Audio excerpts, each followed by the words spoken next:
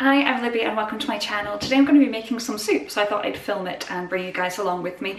I have some butternut squash and carrots, and that's what I'm going to use to make the soup. I've never actually used butternut squash in a soup before. I usually use sweet potato, but I still think this is going to turn out great. And when I make soups, I never really follow a recipe. I just kind of throw in whatever I fancy. But in case you want to make this soup as well, I will keep a note of everything I'm using, and I'll have all the information down below in the description box if you want to check that out.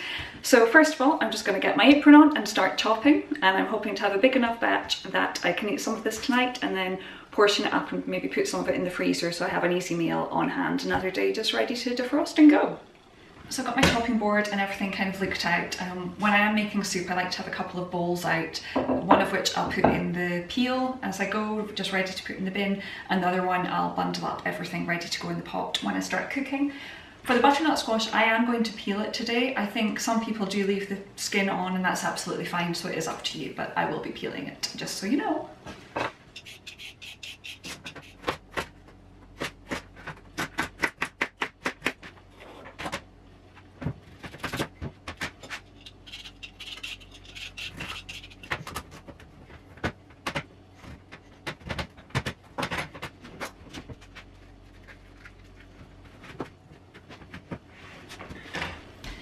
So that's everything chopped. When I was peeling, I was quite rough because as long as your vegetables are clean, it doesn't really matter. So I've got all of that ready to go. So I'm just gonna get the pan out, make up some stock, but you can use pre-made broth stock, whichever.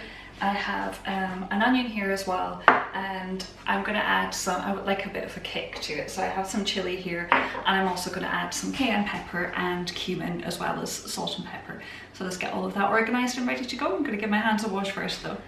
So I've got my pot looked out here, and I'm going to melt some butter in there, and then I'm going to fry the onions for a couple of minutes just to get them nice and soft. I'll add the seasoning. So as I said, I am going to give it some cumin, cayenne pepper and the chilies back there just to give it a bit of a kick, but it will taste great as well if you don't want to add that, or you can just add a little, totally up to you. And as I said, I'll have the quantities I've added down below as well.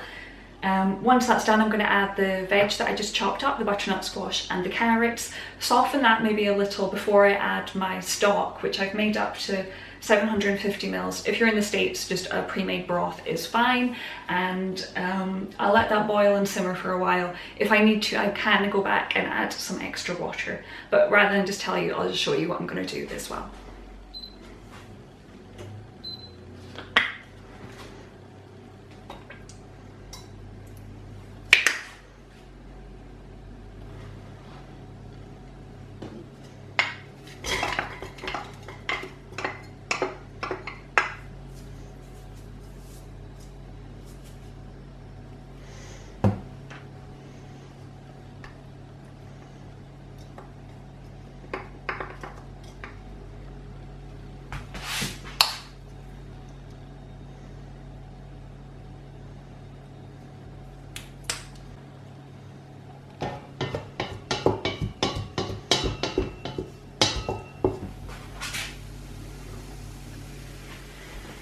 So the onion's getting nice and soft there, and I've put the spices in just so the flavour can run through it. I'm going to add the sweet potato, the butternut squash and the carrots, so the orange is getting me, and let them kind of just soften up a little before I put the stock in.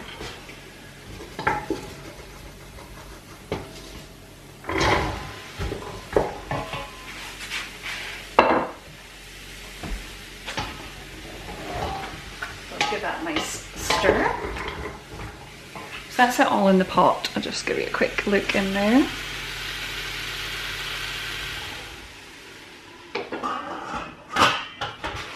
So the butternut squash and the carrots are softening away there nicely. I think I'll leave it just a few more minutes. I think the more it softens now, the better it will cook.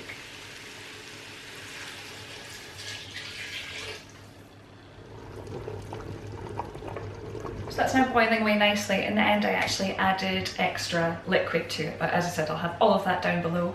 So I'm just going to reduce this to a simmer and leave it for a while and just keep checking on it until I'm happy with it. So that's steaming away. It's been cooking for half an hour. I've taken it off of this hob there and I've just placed it on here because I'm going to liquidize it now, taste it and see what I think, if it needs any more seasoning, if it needs cooking longer. but basically it's soft enough now to liquidize it. So you could either put it straight into a blender, or I'm going to use the stick blender, which is why I've taken it off of the hob. Just, you know, you need to be really careful obviously when it's still really hot. So I'm just going to do that now, and then give it a taste.